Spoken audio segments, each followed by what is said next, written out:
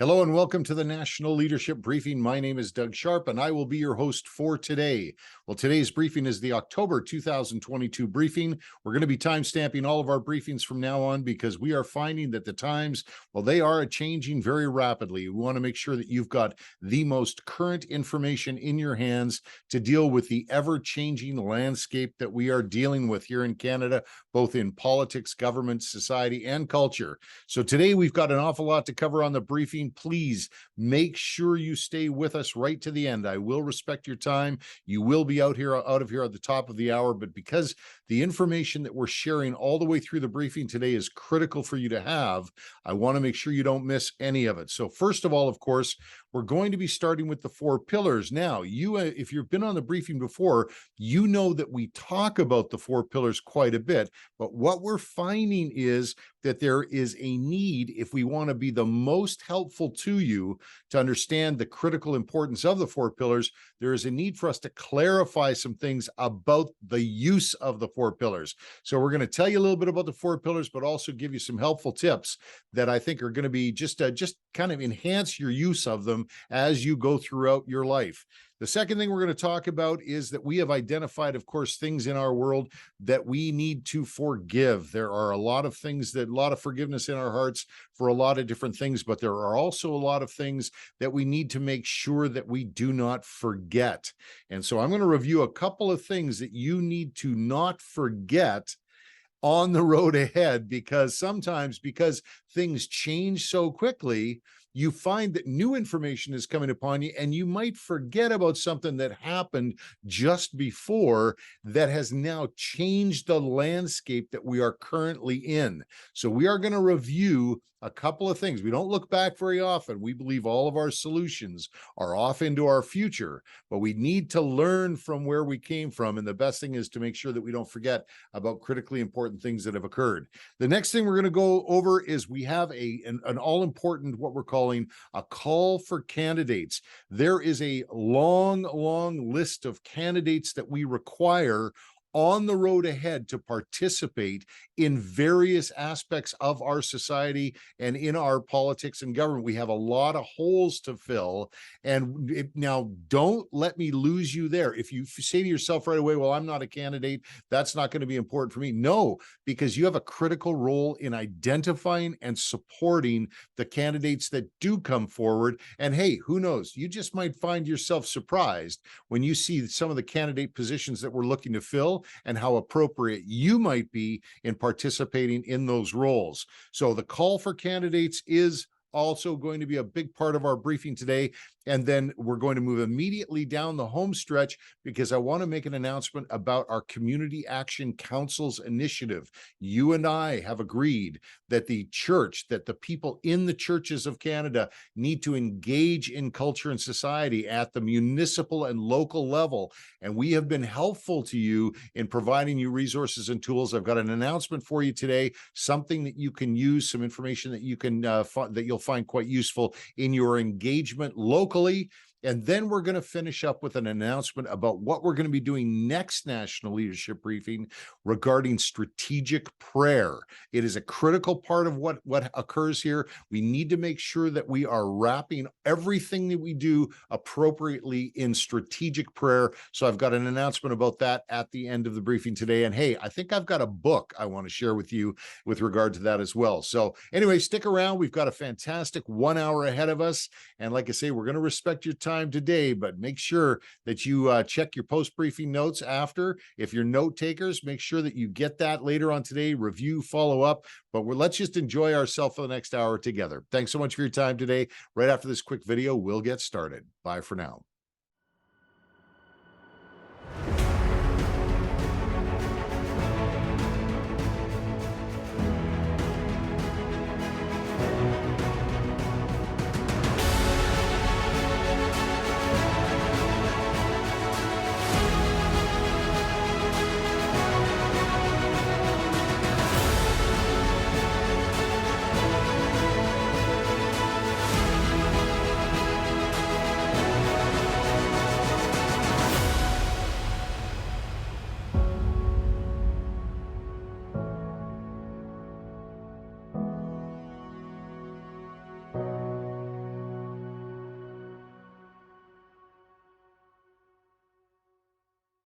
All right, let's get started. And what better place to start than the very thing that we rally around here on the National Leadership Briefing? And of course, those are the four pillars, the things that we rally around, the things that we come together to lift up and to edify and to share with other people. That is what we rally around here on the National Leadership Briefing. Now, of course, there are other things in the world all around each of us. There are differences in our lives. There's differences in the things that we believe in, but we take those just for 1 hour once a month and set them aside and look squarely at these things and say, what can we do together to advance these principles into society, culture, politics, and government? What can we use our independent voices with collectively? Like when we come together, how can we use our combined voice to make a bigger sound in advancing these things into society, culture, politics, and government? Well, of course, if you're brand new to the briefing, you may not even know what I'm talking about, but we do have these things, and I want to go over them really quickly with you because it's important that you know them. And then I'm going to give you some helpful tips that's going to help you clarify the best way to use them. Now, the four pillars themselves actually came out of a series of surveys that were shared starting in the fall of 2016. Now, that's when our organization sent out surveys to all kinds of people that we served all across Canada. And we said, what is important to you? What are your priorities? What are you concerned with? What do you need help with? And we got back a list of things that people wanted to really for us to help them with. Now, let me give you a list. I've got a list of them here on my screen. Human trafficking was mentioned. Prostitution law was mentioned. Pornography was mentioned. Euthanasia law, marijuana, abortion, polyamorous relationships, education, freedom of religion, child protection, gender theory that was being taught in the schools, debt and taxation. Now, do any of those sound familiar as things that maybe are important to you as well, and your family and your community? Because they were mentioned quite often. And what we found, though, when we saw all of these different expressions of priorities, were that there were common themes that ran between them.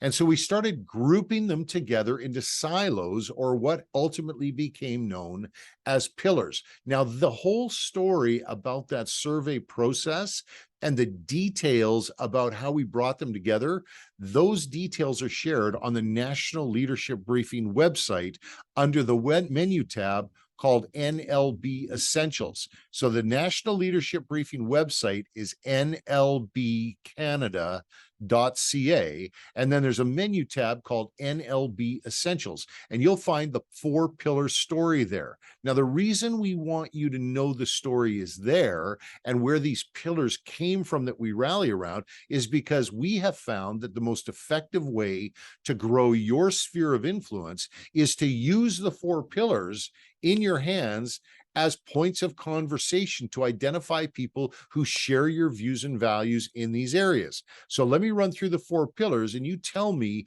if you know anybody in your orbit that might think these same things that we do, all of us together here on the National Leadership Briefing. So the first pillar, and it was the first pillar and that got the greatest response by far, was that parents, the collective, all the people that we surveyed, the majority of them said that parents had the right to raise their children the way they wanted. They believed that the authority of parents needed to be protected and preserved, and that if a parent decided that they wanted to raise their child with the same views and values and in the same faith tradition as perhaps they were raised in, that they needed to have the freedom to do so. That was the first pillar. Now, do you know anybody in your orbit that if you walked up to them and you said to them, hey, do you kind of believe that perhaps there might be some challenges in our society right now with the questioning of parents' right to raise their children the way they want? Is that something that's of concern to you?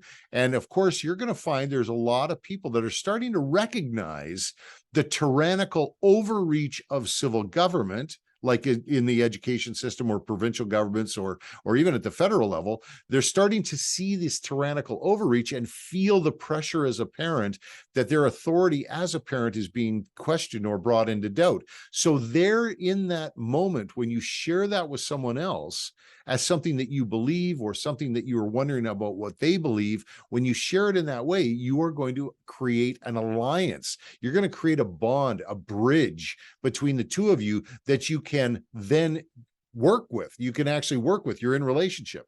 Let me share the second pillar with you. The second pillar is that those we elect to serve us in civil government must respect and defend our right of belief and freedom of religion. So my question to you is that when I say that those we elect to serve us as first part, do other people around you share that same view that we elect them to serve us? That in itself, just the intro of that pillar, is something that you could build relationships on. Then we go on to say what they must do is respect and defend our right of belief and freedom of religion. So if you're feeling like, hey, wait a second, I think they're saying that they respect our right of belief and freedom of religion, but I don't see many of them jumping up and down in their house, in their seats in the House of Commons or in the legislatures in defense of my right of belief and freedom of religion. As a matter of fact, you're going to find all around you that some people might be feeling a little bit uncomfortable these days about civil governments infringing upon people's rights and freedoms. So that's why the second pillar is written the way it is. And again, all of this is on the National Leadership Briefing website. You can find these pillars. Then the third pillar, let's go to the third pillar. The third pillar, most manageable in your hands, believe me, is that we believe collectively, all of us, that the laws that are written and the policies that are enacted by civil government must provide for the safety and security of the citizens, especially the vulnerable that live among us in our communities. So when I say that to you, that civil government has a responsibility in these areas of lawmaking and policy to provide for safety and security for vulnerable people, I know you know lots of people. I mean, that is the heartbeat of the church. If you're in any faith institution in our nation, they will tell you that vulnerable people in our community are of paramount importance to us. There you have another opportunity to build bridges. You can let them know that there are a group of people that meet once a month on the National Leadership Briefing and rally around these things. You can tell them that what our goal is to have their voice added to ours as we look for opportunities to advance these principles and support these ideas. We have an opportunity when we get together with more and more of us to speak with a louder voice. So there's an opportunity for us to grow our influence again, and you to grow your influence locally, because you've got a group of people around you to support you in these ideas. And then finally, the fourth pillar that I wanted to share with you today, which is the last pillar, is that we collectively believe that it is inappropriate for civil government to heap debt upon the backs of our children and future generations. To create in our children the status of bondservant to civil government by burying them in debt is inappropriate fiscal policy, and we collectively speak to that when we get together and see an opportunity to talk to our elected representatives or to our local governments. We always make sure that they know we are the taxpayer, we have elected them to serve us, and we want to make sure that they aren't burying our children in debt. So good fiscal policy is a big part of that. Now you can see, well, I told you today, I was going to make sure that I was going to give you something that was really helpful in your hands, is that the four pillars are a fantastic thing. It's a great story to read. It's on our website. I'm going to make sure there's a link in the post-briefing notes. But when you use them, they are intended to be used to build alliances in your life, in your sphere of influence, so that you have people around around you, you're working together to grow your influence locally. And then if you bring them to the national leadership briefing so we can serve them here, we can also work together on national initiatives, which we're going to talk about some today, and as an example. So that's what I wanted to share with you on the 4 pillars today. Again, it's a story we tell every national leadership briefing, so you can count on it. When you introduce somebody to the national leadership briefing once a month and you bring them to the next briefing, we're going to make sure that we bring people along to understand what their role is and why we're so happy to see them join us. And because it is an exciting thing. I mean, can you imagine if you have so much influence, X amount of influence, and then someone else joins you? Just in that's a doubling of your influence. If both of you share the same views and values, and you're trying to advance a principle or advance a policy or have influence in an election, if there's 2 of you, that's twice as much influence. If there's 3 of you, that's 3 times. So we're growing our influence all the time by identifying those key people in your sphere of influence that share your views and values. Okay, I hope that's helpful today. I'm going to make sure, again, use the tools we provide in the post-briefing notes. If you're registered for the National Leadership Briefing, of course, you're going to get those after the end of the briefing today, and you'll get a copy of this video that you can share with people as well. All right, we're moving on to the next thing right away, because, again, it's a super important thing for the big forgiveness that we have in our hearts, for the things that occur around us and the people that do it to us. But again, there are some things that we must not forget, because especially if there are lessons to be learned in the things that happen to us. So we're going to come right back and talk about that. I've got a couple of things I want to share with you. In the meantime, enjoy this video, and we will be back in a flash. Bye for now.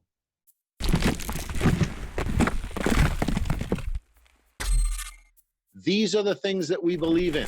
First, that parents have the right to raise their children the way they want. Second, that those we elect to serve us in civil government must respect and defend our right of belief and freedom of religion. Number 3, that the laws and policies of civil government must provide for the safety and security of the citizens, especially the vulnerable among us. And number 4, that it is inappropriate to heap debt upon the backs of our children and future generations. They came from you. They're your pillars. They're the things that you believe.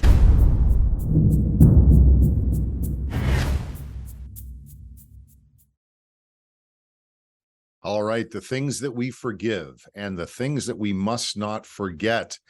This is a really important segment today. I'm so happy to have the opportunity to share this with you because so many I have spoken to across our nation have forgotten some key things.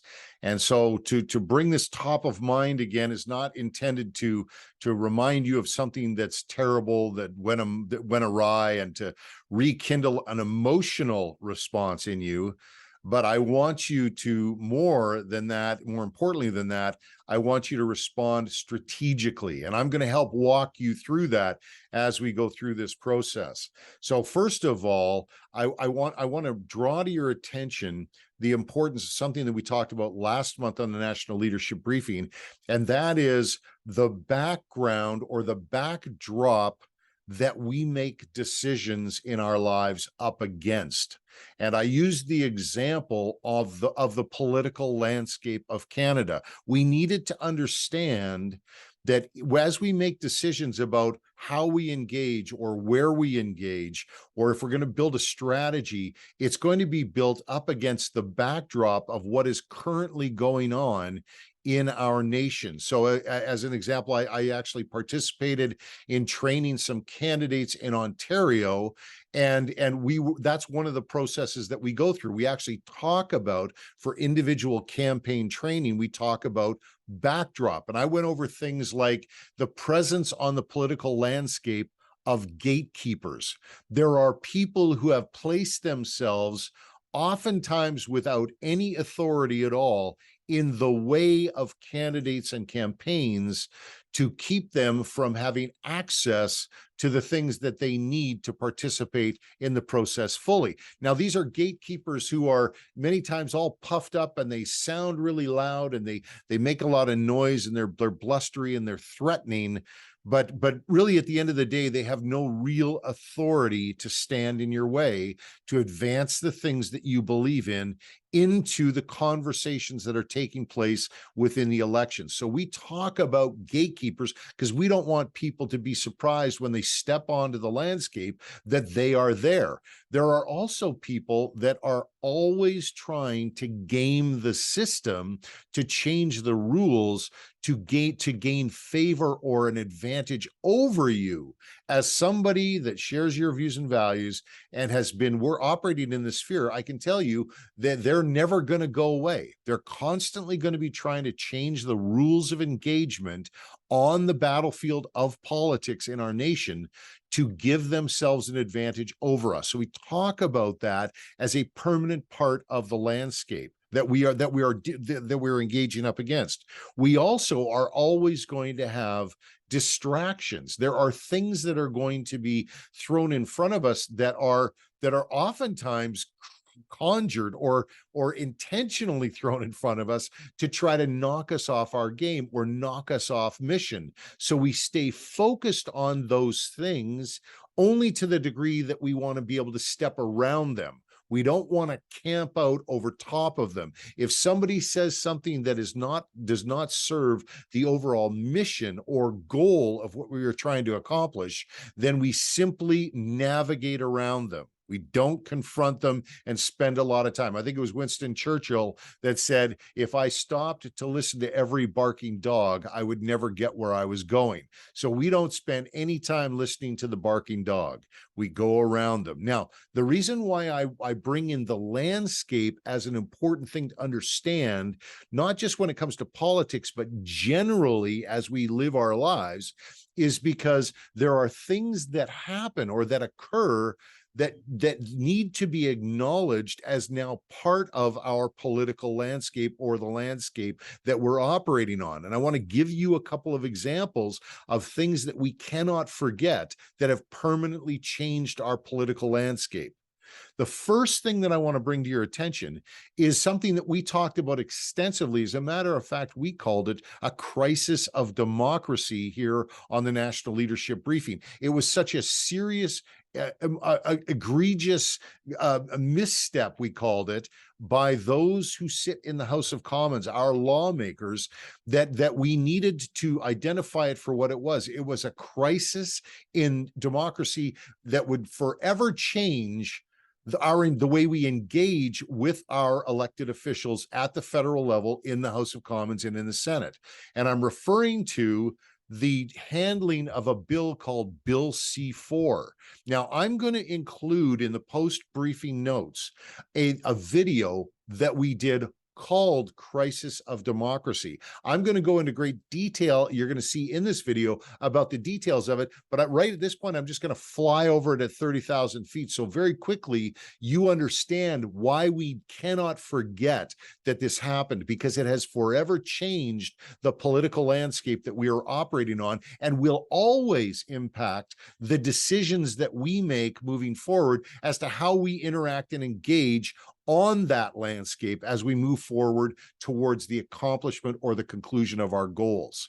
So this is what it was Bill C-4 was a piece of legislation that the conservative opposition members of parliament in the House of Commons gave unanimous consent to everyone else in the House of Commons to move the piece of legislation through the House from first reading to third reading. Now, I go into detail in this Crisis of Democracy video about the importance of each step of the parliamentary process. When a piece of legislation is introduced in the beginning, there is a process that it goes through so that it is appropriately reviewed, first of all, to make sure that it's things like charter compliant, that it actually is compliant with our Charter of Rights and Freedoms, but it also is a process that gives Canadians an opportunity to participate in so that their heard on what they think is important. It's not just lawmakers that are just going to arbitrarily decide. It's actually it's structured our processes in the House of Commons and in the Senate so that Canadians can participate along with lawmakers. But the conservative opposition conservatives move the piece of legislation through the House of Commons and put it into the Senate just like that, with one vote. Then they took it in the Senate and moved it all the way through the Senate without opposing the bill in any way until it became law. I mean, this is the fastest a piece of legislation has ever gone through the House of Commons. Now, this particular bill was talking about things like conversion therapy. This was very important matters to not only members of the LGBTQ community, but also to the vulnerable people that live among us in our society, people that are dealing with addictions, sexual issues, gender confusion. It was very important to everyone, and it was also important to the church. It was important to the church because there were identified in the bill criminal charges that could be brought against pastors or parents that would involve thousands of dollars and even jail time. So this is not an insignificant matter. So in the video Crisis of Democracy, you're going to see all those details laid out. But when the parliamentarians, the thing that changed the landscape forever was that in that moment, we realized that parliamentarians were willing to face the wrath of Canadians by moving this piece of legislation through the House of Commons without any debate or consideration or engagement by Canadians. They were willing to take our wrath rather than let the process go through. They made a calculated choice that it was more advantageous to them politically to do what they did than the consequences of doing what they did. And so we need to understand as citizens that if they're looking at us as apathetic or indifferent about our degree of participation in the processes of Parliament, we need now to overstep. We need now to speak louder, to clarify for them the importance of that process for us so that they never do it again. So what they did can never be forgotten. Now, if you ask parliamentarians that were in the House of Commons that actually participate in this very egregious misstep, there are many of them now that are using these exact words. They'll say something like, "Oh, we're way past that," or "That's ancient history." Or they'll say, "I don't want to talk about that. I want to talk about the future." Of course, they don't want to talk about that. It is a stain that is going to remain in the history of our parliament forever. But it's something that we cannot forget, because it helps us to make the decisions as to how we engage strategically moving forward to ensure that it never happens again. So that's the one thing I wanted to share with you about that thing. The thing that we can never forget is the crisis of democracy, and why engaging now collectively together, you and I, to ensure it doesn't happen again is so important. Now, up against that backdrop, I also wanted to bring another thing to your attention, because there is a belief out there that this rests solely on the backs, the responsibility of what happened rests solely on the backs of the Conservative Party and the leadership at the time. Now, that leader in the Conservative Party has since been removed, who helped orchestrate all of that. He's gone, and rightfully so. However, there is another leader now sitting in the chair, and we need to make sure that that new leader understands that we will not be just sitting quietly by and forgetting what transpired in the House of Commons when it came to Bill C-4. But there's one other thing. The decisions that we make to move forward strategically now in response of this new change to our political landscape must be wise decisions. There are some people who got so angry with the Conservative Party that they actually tore up their card and said, "I'm out." Now, that is a decision that one can make.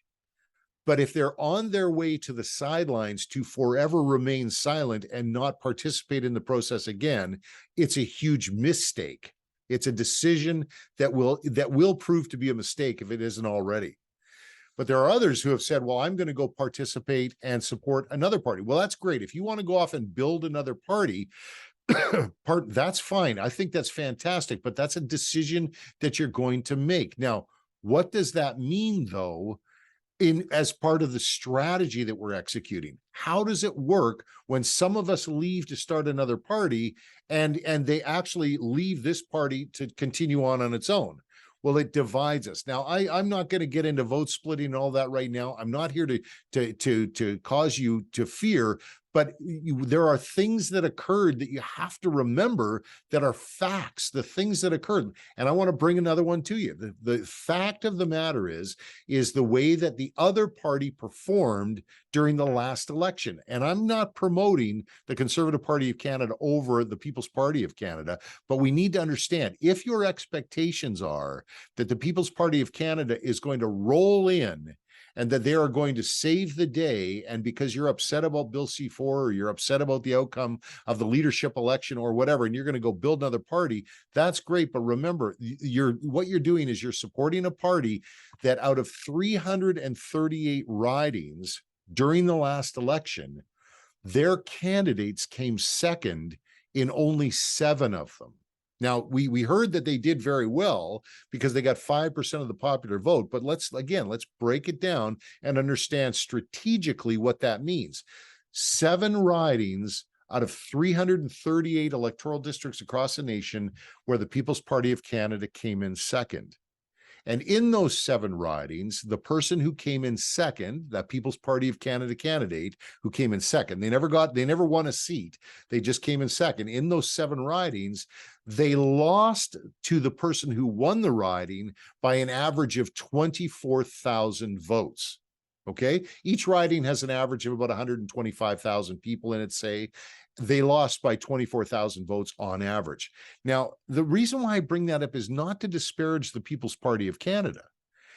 I'm bringing it up because if your expectations are to accomplish something within a new party, you need to understand the reality of where you're making that decision up against. You are up against a party that came second in only 7 ridings and lost by an average of 24,000 every riding. They are a very far distance away from forming government in our nation. So I'm encouraging you to make your decision to engage and continue to work strategically in the wisest way possible under the circumstances and the things that we know about the landscape that we're dealing on. So you make that decision yourself. But for me, I am going to continue to work in the most efficient and effective way that I can. And that is within the Conservative Party of Canada to create a balance of power between the office of the leader and between us. Because if you weren't satisfied with the outcome of the election and your guy didn't get in or your gal didn't get in, I understand that's disheartening. But there are other parts of the strategy that we are continuing to work that are going to provide a balance to that individual's power in the days ahead. Now, stick around because we're rolling out the strategy every single week, every single month. But you want to stick around because we're going to be moving forward in that area strategically, using wisdom, and making sure that we're never forgetting what occurred in our history that changed the political landscape that we're on. Well, I hope that's good. I thought that's helpful for you. I know it's a lot to cover, but if you're just brand new to the briefing, you got to know these things. You got to go to the NLB Essentials webpage on our website, nlbcanada.ca. You got to watch the videos that we say are the videos that are essential for you to watch. You got to be brought up to speed. There's a bit of a learning curve, but once you get caught up and we're all running together, believe me, we are way more effective as we got to drill, train, and understand our goals. So anyway, let's keep moving forward. I took a lot of time and I appreciate your patience on that, but it's super important moving forward. All right. Next thing we're going to do is we're going to pop over to the boardroom here. I'm going to get set up in there right after this video. We're going to go over because we have a call to action for candidates. Boy, do we need candidates. We need so many candidates, and you are either in a position where you're going to be supporting them or whether you are going to be maybe helping them, like you might be supporting them financially or helping them, or maybe you are the person. But let's go take a look at what the list looks like, and we'll do that right after this video. Thanks. Talk to you soon. Bye. It's time to wake up from our slumber. and stand together, united as one. One family, one body, one church. We will not walk past the vulnerable. Say nothing, do nothing, and turn a blind eye. We are citizens of a great nation. We are good Samaritans to our neighbors. You are not alone. We are the largest unified voice in Canada. So we stand united. This is our rally cry. We are Christ to our nation. This is our battle cry. He shall have dominion from sea to sea and from the river unto the ends of the earth. Righteousness will reign. Justice will prevail. We are united.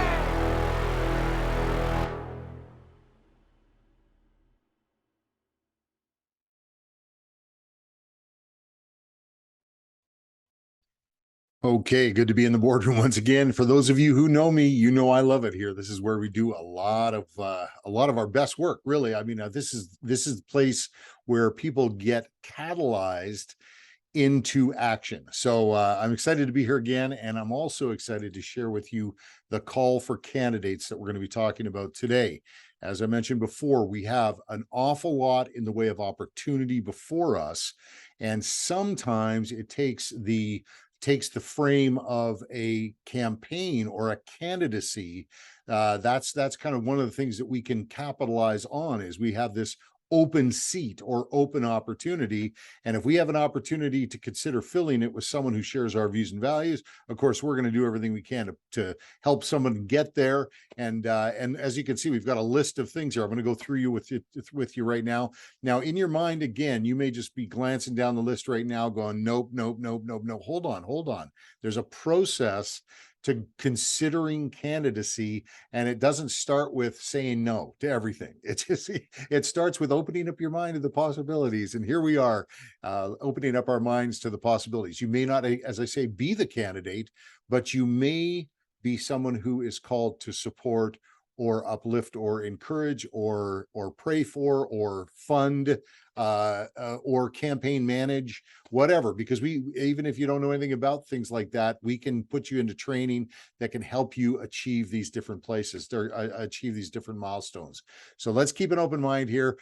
First of all, obviously, big thing right now in some of the provinces right now, we are seeing municipal elections that are taking place. And some people might say, well, that just not much happens municipally. But the truth is that in the future, the actual fiercest of battlegrounds, I believe, is going to be at the municipal or local government level. And so if you are not participating in municipal elections, and if we're not looking for candidates to fill those local seats, then we will not have our views and values be a part of the conversations that take place at those tables in the days ahead. Now, take my word for it. We can't really get into too much detail on that right now because we've got a long list to go through, but municipal campaigns and candidacy is really important. Again, we got British Columbia, for example, and Ontario. We're already in an election right now. There's not much opportunity for you to jump in as a candidate there. But if you are in any other province that is not having an election or hasn't just had one, then you can start considering it. I'm going to show you how to do that in a minute. But municipal councillors, we're calling for candidates to sit on local government seats in municipalities. The second thing is school board trustees. You and I both know, if you've been around for a while, that is a key role for the changes that are occurring within education in our nation. Each of the provinces does it a little bit differently, but we do have people who want to help candidates get onto the local school boards. So if you are someone who is a parent who has kids in school-age children, or if you've someone who has recently retired and has some time and a heart for education, it doesn't matter. Whatever your motivation is that those seats need to be filled. And if someone's going to fill them, and you've got to find out if that's you or if you've got a role to play in that. Next, we've got obviously the provincial and federal government level. So those that sit in the members of the legislative assemblies provincially, there are ways of getting candidates elected to those positions. So consider who you are, consider what your skill set is. Don't write yourself off too fast, because all you got to do is take a look at our House of Commons and our legislatures right now, and there are all kinds of people with all different kinds of backgrounds that are elected to that place. That's what it's intended to be. It's intended to be a cross-section of society. So everyone is represented in our legislatures and House of Commons and in the Senate, so that we get a good broad perspective on all of the issues that they have to deal with. So that is provincial and federal governments. Now, we also have within the political parties, and one in particular that's key right now is the Conservative Party of Canada is serving locally on what we call the Electoral District Association boards. These are the local boards of directors within political parties that support either the candidate's bid to become elected, or then maintain someone who's already elected, maintain the infrastructure under the person who's already elected, with fundraising and membership to the party and all sorts of different things. Like they have events, and they also, one of the things that's really good about sitting on Electoral District Association is that every single month, often you get to sit down in the same room with the elected person or the candidate who wants to become the elected person, and share what you're hearing from the parts of the community that you engage with, right? It's a way of them getting input from you. Now, you don't want to have the wrong heart going in there. Like, you're not going in there to try and steer and bang your fist on the table. You're going in there because you want to serve and you want to understand what the goals of the association are. You want to help them achieve their goals, while at the same time advancing your views and values into the conversations wherever you have an opportunity. So that is the Electoral District Association. So right, again, in a minute, I'm going to show you how to get through all of this to a place where we can actually help you. But let's just keep going down the list. We've got the National Council. So in a political party, there are national governing boards that govern the party business between elections and between policy conventions. So you've got these people that are elected from every province and territory, and you might be that person. So you might say, Doug, National Council, I don't even know what that is. Well, if you're thinking you want to find out more about it, you think you might be a good person to advise or to participate as a national councillor for a major political party, then I'm going to show you how to find out more information about that. We also have policy committees. Each of these political parties have policy committees. So you can actually serve on the National Policy Committee that helps put together the process that amends policies of political parties. If you're a member of a political party and you want to jump in and you like policy and you like grinding through different ideas and putting forward different ideas, that might be you. We also have your attendance at a policy as a policy convention delegate. You could get elected to actually be a delegate at convention and put your hand up, yay or nay, to possible policy proposals that are coming forward. That's and something that we do all the time. As a matter of fact, Scott from Right Now and Fatine and I, we all contributed to a process that brought 232 people on 232 teams to the last Conservative Party of Canada policy convention. It was kind of exciting because there was so many people that were participating in the process that shared our views and values, that we were really excited about the fact that we were there in such large numbers, and that it was so achievable to have our voice heard when we spoke collectively and together on it. So policy convention delegates, don't rule it out. Lots of fun. Parent advisory councils. If there isn't a parent advisory council or a board or some kind in your local community dealing with your local schools and things like that, maybe that's what you should be doing, is start one. You yourself, you might be a parent and going, you know what, I don't have one. There isn't one, not that I know of. Maybe I should find out. And maybe you're the person that's got to get that going.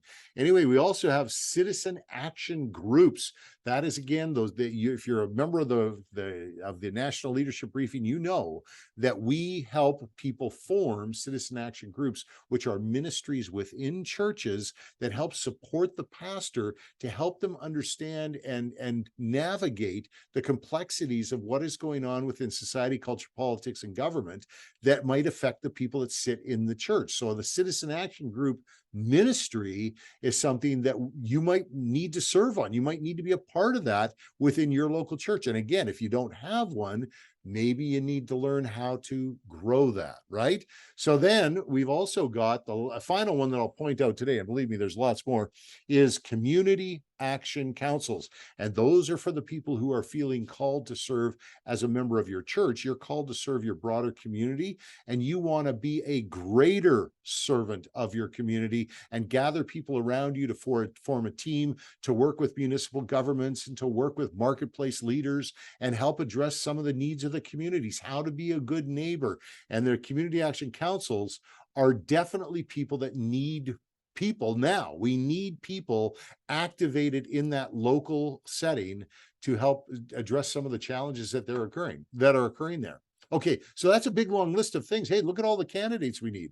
We need people. We're hiring. Now the pay, I don't know, the pay's not great, but but the benefits are huge. The benefits are huge. Well, let me just show you how it is that I'm going to recommend that you proceed from here, knowing that we have so many openings. All right. So first of all, anything that I've just mentioned, you're going to get this in your post-briefing notes, is the list of candidates. Any of the places I've just mentioned, you can Google for your local area. For example, if we mention municipal councilor, you can Google municipal council elections and then put in the name of your town, and information will come up as to when it is and what's required. And they might even have a questionnaire or a FAQ sheet that you can go through. So you're going to do some research on what it is yourself. You're going to do that yourself.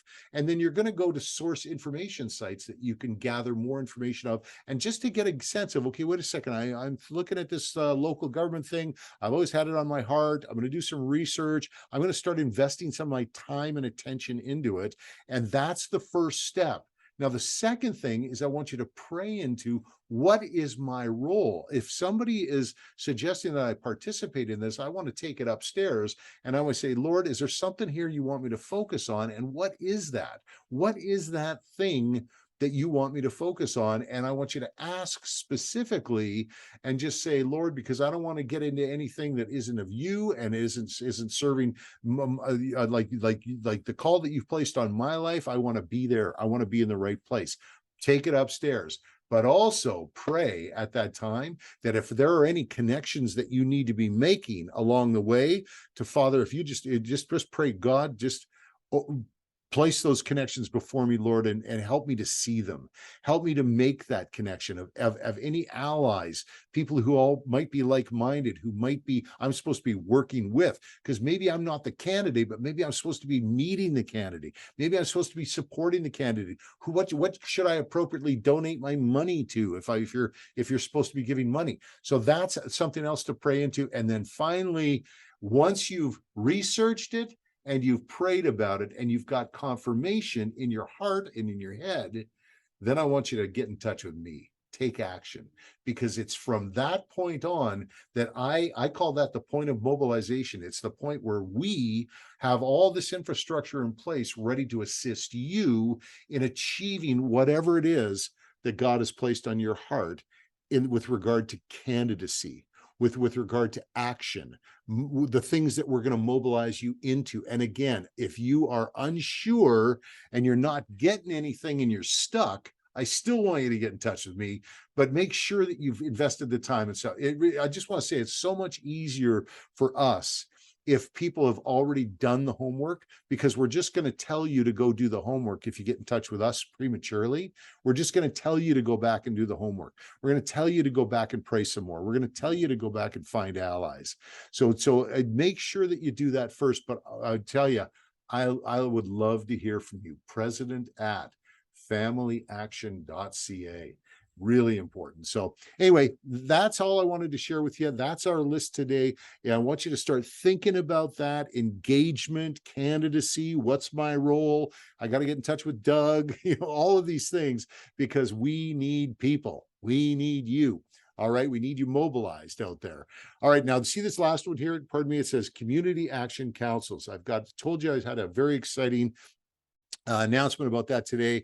I want to be sharing that with you back at the desk, but I want to share this brand new video that we've got. And this video is a tool for you to share with other people. If you have it on your heart to gather together a group of people to work with, again, the church, marketplace leaders, and you yourself, and you wanted to learn more about how you can build those relationships locally to have a greater impact locally, a positive impact on your community, and be a better neighbor, then Community Action Councils is what we're encouraging you to do. And this is something you can share, this video, you can send this to people and you can say, what do you think? Maybe we should get together and try this out. Because I'm going to be telling you about what we're recommending you do back at the desk. That's our announcement for today. Okay. All right. Talk to you shortly and we'll be right back. Bye for now. We're crying out for the church to be the church in the community. The Ekklesia is a relational model that God has been calling forward. Being present is about showing up on a regular basis. So I'm convinced that God will birth a love in one's heart for the place He has put you in. And sometimes that requires a process. Sometimes we don't initially love the place where we are or where God is sending us, but we respond in obedience. And I believe there must be the restoration of the cry of God in the heart of us as leaders to cry out to God for our cities. And for those of you who have a heart for your local community, then I would encourage you to participate in what we call Transformer Calls, focused on your engagement and the love that you have for your communities.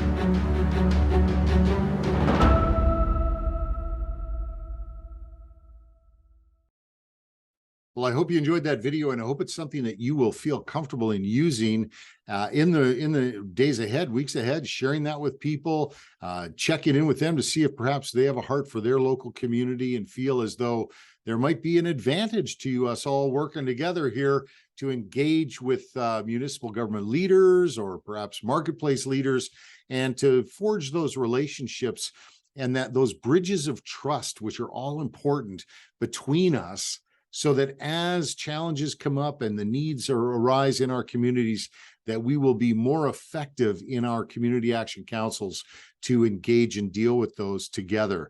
Now there, if you might have noticed at the end of that video, there was an email address where you can join a Transformer call on a regular basis. Now, you're already joining us on the National Leadership Briefing, but I'll tell you, we're always going to be on the Transformer calls because this group that we've been working with, see, we've been working, I've been on the calls developing alongside of these people, these Transformer calls and advancing the cause of community action councils. And we've been doing it because we know there's a need out there. So I'm going to be there. I hope you'll be there. And I want to show you how it is you can get connected. So look to the post briefing notes today. I'm going to make sure that you have the email address that you will need to send in an email yourself to get on the list to receive the links. The calls happen once every 2 months. So you'll just get that link in the mail and you'll have an additional information.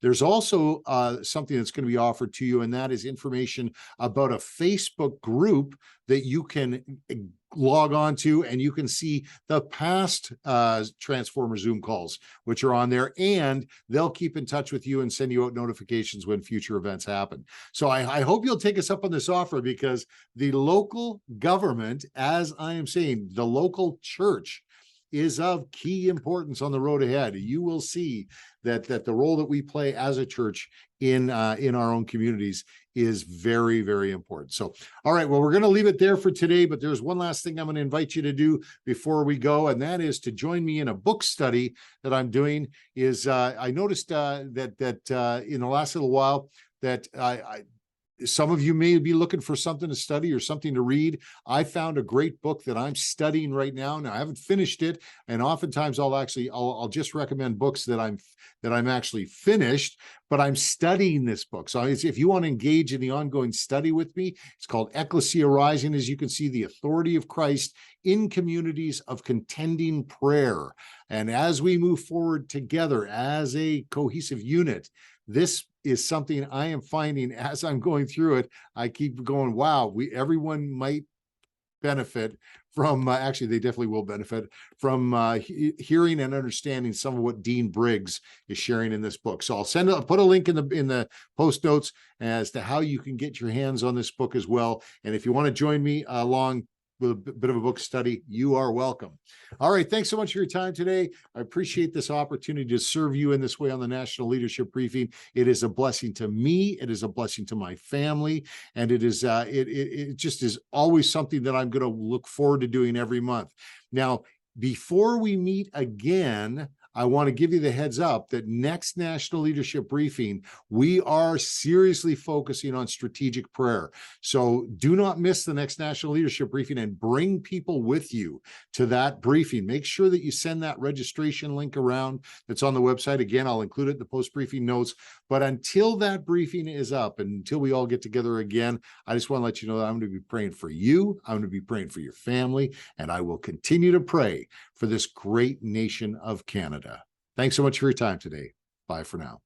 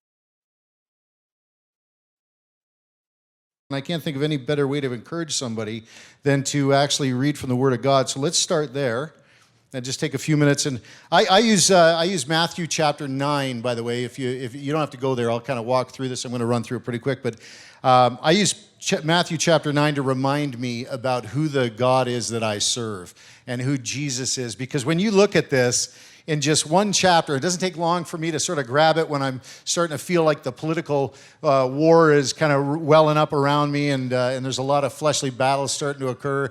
I just like grabbing it and reminding myself that Jesus forgave and healed a paralytic in chapter 1. That Jesus walked by a man and said, "Follow me," to Matthew, and Matthew just got up and followed him. And that he had that kind of influence. That Jesus, when he was questioned about fasting, just responded so beautifully. He healed a woman just who touched his garment. He raised a girl from the dead just by taking her by the hand. The God we serve raised someone to the dead. So if you can imagine, if you're ever getting concerned in your own life about how things aren't really going your way, Jesus just took her hand. He gave sight back, and a mute man spoke. All in one chapter. But the part I wanted to focus on here just for a second is up in verse 35, it says here in chapter 9, it says, "Then Jesus went about all the cities and villages, teaching in their synagogues, preaching the gospel of the kingdom, and healing every sickness and every disease among the people. But when he saw the multitudes, he was moved with compassion for them, because they were weary and they were scattered, like sheep having no shepherd. And that compassion that Jesus had for those people, actually it was not so long ago that I actually came to know a definition that for that word compassion that I've really held on to, and it was Dr. George Hill who told me what the definition of the word really meant. And what he said that the compassion that Jesus had is a sympathetic consciousness of the distress of others, along with a desire to alleviate it. In other words, it had to have those two parts. So you can have a sympathetic consciousness for the distress of others, but if you don't have that desire to alleviate it, then that's not really compassion.